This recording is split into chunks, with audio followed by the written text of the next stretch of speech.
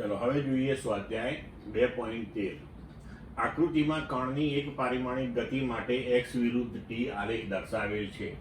આલેખ પરથી એમ કહેવું સાચું છે કે t 0 માટે કણ સુરેખ માર્ગે અને t 0 માટે પરવલય માર્ગે ગતિ કરે છે. જો ના, તો આ આલેખ માટે યોગ્ય ભૌતિક સંદર્ભનો અભિપ્રાય આપો.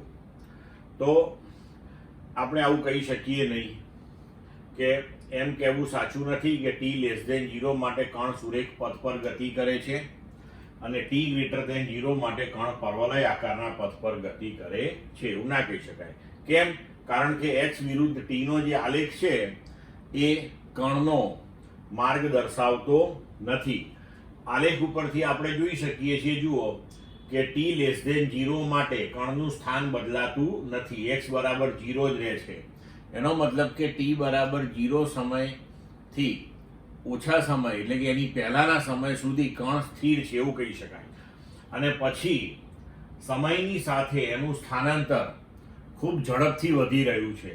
તો આ કિસ્સો કેવો હોઈ શકે કે જો ટાવરની ટોચ ઉપર આપણે કોઈ પદાર્થ રાખેલો હોય તો t બરાબર 0 એ એનું સ્થાન 0, x બરાબર 0 લઈ લઈએ, આપણે સંદર્ભ સ્થાન x લઈએ. હવે જો એને છોડી મૂકીએ તો દરેક સેકન્ડે તેના સ્થાનાંતરની અંદર વધારો મોટો ને મોટો થતો જશે. તો એ આલેખ આ પ્રકારનો હોઈ શકે છે. ક્લિયર મિત્રો?